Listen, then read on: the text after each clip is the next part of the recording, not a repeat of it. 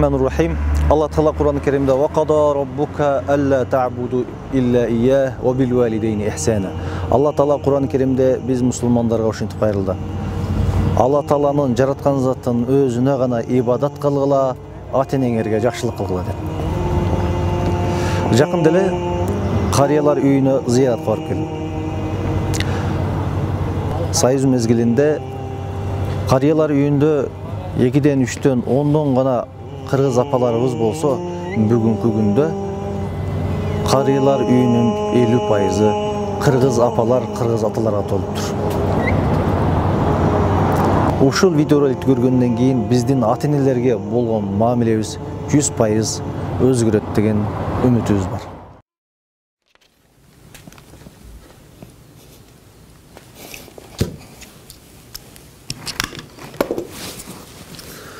Атаңыздын бул дүнүйөдөн өткөнүнө канча жыл болду дейт.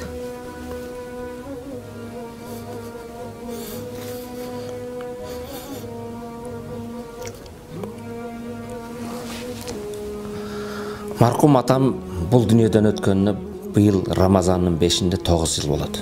Атабыздын бул дүнүйөдөн өткөнүнө 2006-жылы өткөн болсо, 12 жылга толду. 2007-жылы каза болгон. Ошондо 10 жыл болуптур да. 2017-жылдын 8-сентябры болду. 8-март күнү 7 ай болот экен. Апаңыздын бул дүйнөдөн өткөнүнө канча убакыт болду дейт. Апаңыздын өткөнүнө бул дүйнөдөн 1,5 жыл болду. Апамдын бул дүйнөдөн өткөнүнө 30 жыл болду. 4 жылдан өтүп 5 жылдын жүзү болуп калды. 2000-жылдары май айында өттү.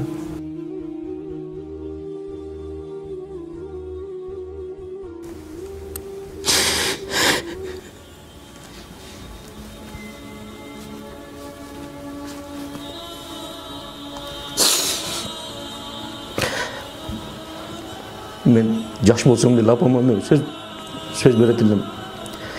Мен чоңойгондо апа мен айткам, мен башка үй салам. Айттым го, бул илгери үй салганда мен үйлөрдүн дубалдары текчелер көп болгондо. Ошондо айтат элем, бул эмне кереги бар бул текчелердин апа десем, силерге кереги бар балам.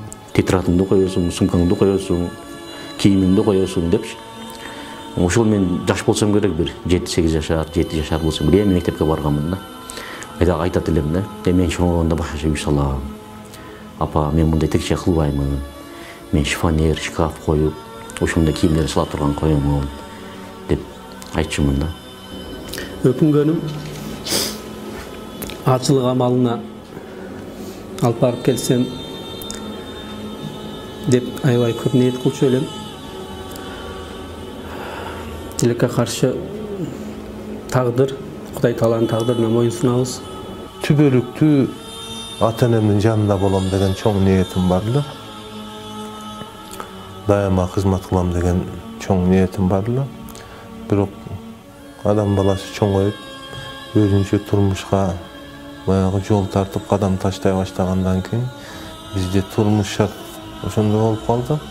Биз айыл жерден, ата-энебизден алысыраак боло баштадык да. Бүгүн кээ бир нерсесин ойлосуп өкүнөм, эмне үчүн ошол кезде аткарбадым деп. Атам баягы өтүк масты деп коет. Ошондой өтүк масты тиктирип, ошо чоң атабыздын чепкенин берип, ушуну кийип хутбага чыксаң деп жөнөтүп бериптир. О, мен жаштык кылып аны эч кийген жокмун. Атамдын чепкенин бир жолу кийип, жума хутбага чыгып койсоң болмок. Ал жерде жума хутбасы деп катердин анча-мынча чыгат элем. Ошол жерде мен көргүм келди атамдын чепкенини. Бүгүн өкүнөм, жарашпаса да, эски болсо да бир кийип калбапмын.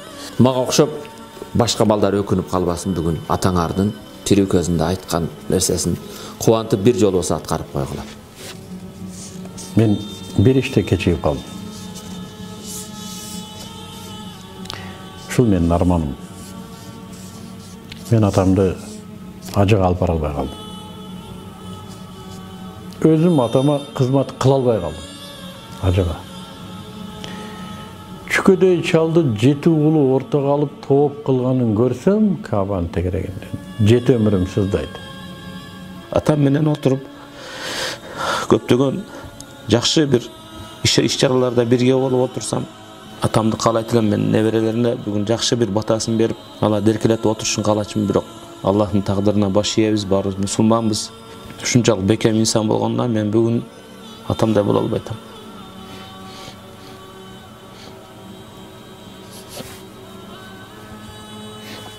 Кадам жайдын окунасына канча жеткенде айылдан звонок келип калды. Кайтыш болуп кетти.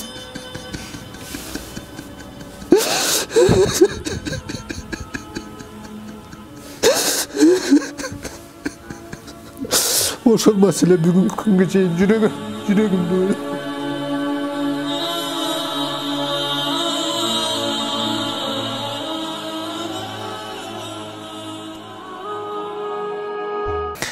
Siz apаңызды сагындыңыз, азыр жаныңызда болсо, эмне деп атар элеңиз дейт.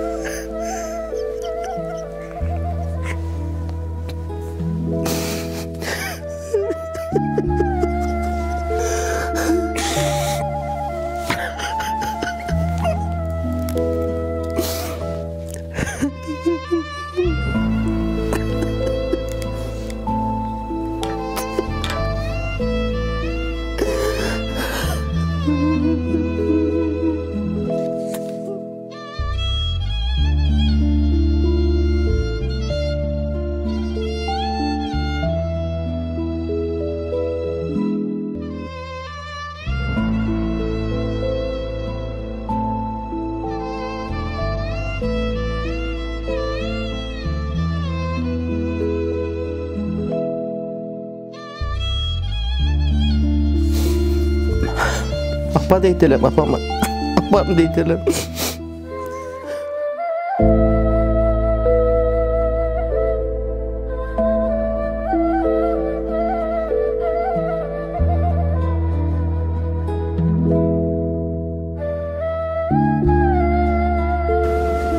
Жанында болсо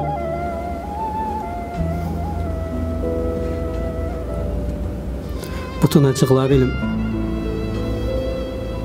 Апа деп кучактап жыттар элем.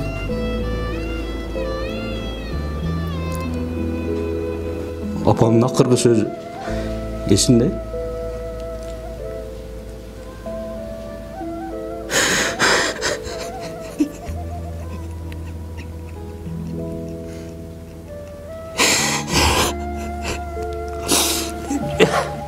Бишектен ооруп, операция болуп баргандан кийин биз жаш элек. Адамдар көп үйдө бишектен Фрунзеден келет экен деп үйгө келип жүрсө мен ойлопмун. Апамдын келишин күтүп аткан турбайбы депчи. Биз жакшыбыз да билбейбиз. Көрсө инсандардын баардыгы кошуна колуң, туугандардын баардыгы билген экен. Бул операция болуп келе жатат, эми жашаганга мүмкүнчүлүгү жок депчи.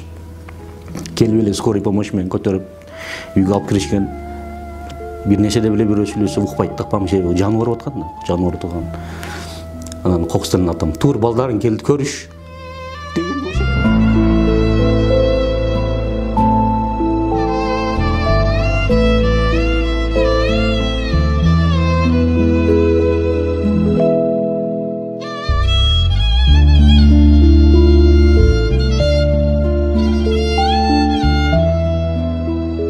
Ene bizdi төрөдө 9 ay курсанда көтөрүп жүрдү.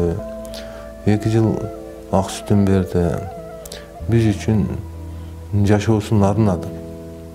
Эненин сүйүүсү бул дүйнөдөгү эң таза, тунук жана түбөлүктүү сүйүү болуп эсептелет да. Башка сүйүүлөр убактынча болушу мүмкүн да. Бирок эненин балага болгон сүйүүсү бул өтө таза жана тунук да. Ошондуктан мен ойлойм, сиздин бизге болгон сүйүүңүздү биз актай албадык депчи.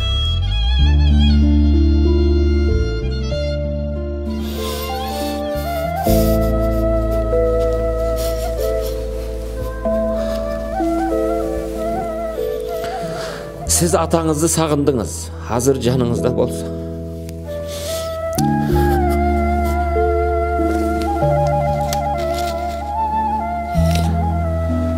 Hazır canınızda bolsa emne dep atar elеңiz. O atake, atacan деген сөзден артық hiç birime жоқ. Atamды сағындым ова.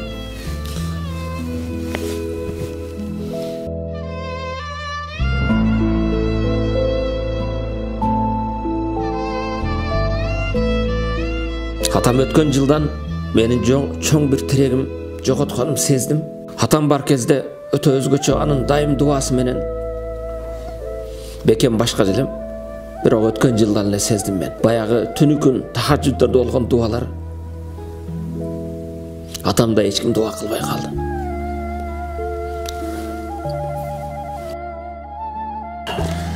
Siz atаңызды сағындыңыз, азыр жаныңызда болса мереге тар элеңиз.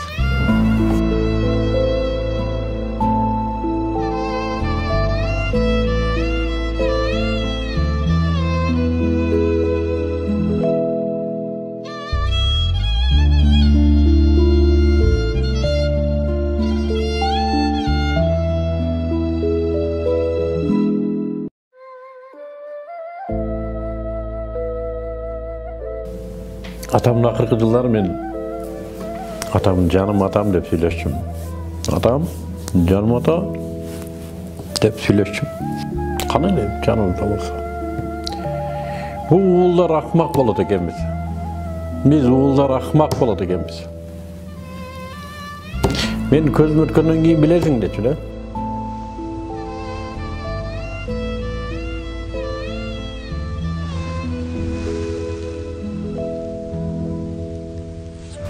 Адатта атам ошол короо жактан келип алам деп чакырчу. Ошол балам деген сөзүн сагынып келем.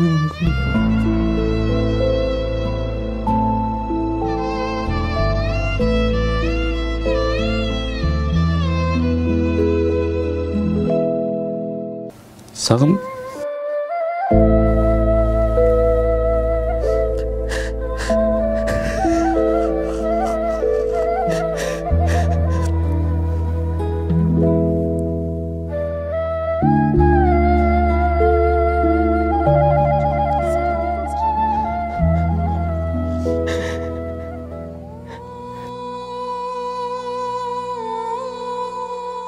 эч убакыт кайшы айтпагыла дейт элем. Колдон келишинче апага кызмат кылыш керек, апанын атилин алыш керек.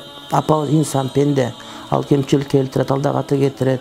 Бирок ал апа, ошондуктан мен айтат элем, апалар дайыма тезде телефон чалып туруш керек.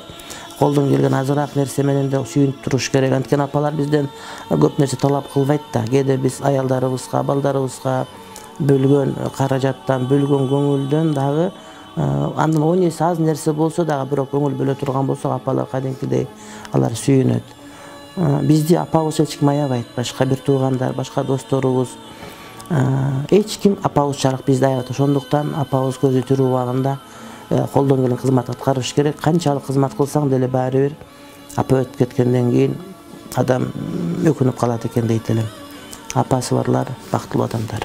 Ата энесинин көзү барында ошолорду бактап билиш керек, сыйлаш керек, урматташ керек. Кийин бир убакыт келет, өкүнүп каласың. Дайым көңүлүн көтөрүп, жакшы сөзүн арнап, жакшы белегин берип, белек кандай болбосун, кымбат болобу, арзан болобу, деги эле ошол апабызга кандай белек бербейли, кандай бир нерсе алып бербейли, чындыгында апа ошол баланын жакшылыгын, жакшы сөзүнө, жакшы мамилесине аябай муктаж, чындыгында көргүсү келет. Энеси бардын өрөсү бар. Энең эгерде бул дүйнөдө тирүү боло турган болсо, бейиштин туткасы сенин колуңда. Ошондуктан биз энебизге жакшы мамиле кыла албасак, күнүгө 50 убак намаз окуйлу, 365 күн орозо туткармайлы. Бирок энебизге татыктуу кызмат кыла албасак, бейиштин жытын жыттабашыбызда биздин динибиз үйрөтүп турат да. Ошондуктан мен ойлойм, ушул ибадаттын туу жоксу энеге кызмат кылуу болсо керек да. Бүгүн энеси барларга мен айтат элем, бүгүнкү мүмкүнчүлүктү туура пайдалан. Энеңе кызмат кылып, Кудайдын ыраазычылыгын тап деп мүмкүн. Бүгүн мени көргөн мусулман бир туугандарыма айтарым, тирүүдө сыйлайлы, урматтайлы. Кээде насаат айтса, капа болуп, кээде жактырбагандай эме кыласыз. Атадан артык эч ким болбойт. Ата эч качан жаман болуңду каалабайт. Жашоодо ата дайым өзүдөн да жогору, өзү жетпеген ийгиликке жетсин дейт. Атанын ыраазылыгында Алланын ыраазылыгы. Ата ыраазы болбойнча Аллах Таала ыраазы болбойт. Атасы тирүүлөргө айтарым, сыйлагыла, урматтагыла, алкыш батасын алла. Эртең күнү өкүнүп калбастан ошол колубузда бар алтындын эмес, алтындан да кымбат болгон ошол улуу инсан, ата деген инсандын батасын алып, ыраазычылыгын алууга үндөп кетмек элем. Ата эне бар болсун, бар болгондорго айтар элем. Кадырына жетсеңиздер, атаны уксаңыздар, арды дебесеңиздер, көңүлүн алууга аракет кылсаңыздар, себеби алардын дагы өмүрү канча калганын билбейбиз. Мен жалпы атасы барлар, энеси барлар бактылуу инсандарсыздар деп айтам. Кадырлап калыңыздар, сыйлап калыңыздар. Анткени бул ата энелер чындыгында бүгүн сиз менен биздин кызматыбызга муктаж болуп отурушат. Аллах субхану ва таала атага бир нерсе берген. Ал эч кимде жок. Ата уулга дуа кылса, Аллах Таала пардасыз кабыл кылат. Ушуну атага берген. Эгер уулуна наразы болсо, этеги көчүгүнө жетпей өтөт ал бала. Президент болсо да. Уулуна ыраазы болсо, ата, ал кедей болсо да бактылуу жашап өтөт. Мен мына биздин кыргыздын кайрадан намазга кайтып, кайрадан дин менен жашап атканын айтам. Ушу аталар дуа кылган экен бизге бир кезде деп айтам. Бу уул болду да атасынын дуасын алып калбаса, бул бактысыздык. Ошондуктан атасы тирүүлөргө ошону көрөр замат чуркасын атасына. Көрөр замат чуркасын. Видеону өчүрбөй туруп чуркасын. Өзү биякта ресторан тандап тамак жейт, атасынын балким жерге кепчи жоктур. Айылда. Балким ал муктаждыр. Ата уулга муктаж болот экен. Мен азыр ушуну сезип атам. Өзү да күйлүү күчтүү турган менен уулга муктаж болот экен. Мына Мыктыбектин арманы. Демек атам мага да муктаж болгон турбайбы? А мен атам жайында колунда бар, мүмкүнчүлүгү бар, иштеп жүрөт деп жүрө бердим да. Көрсө муктаж болот экен. Бирок аны айтпайт экен бул. Ата деген ушундай, айтпайт экен.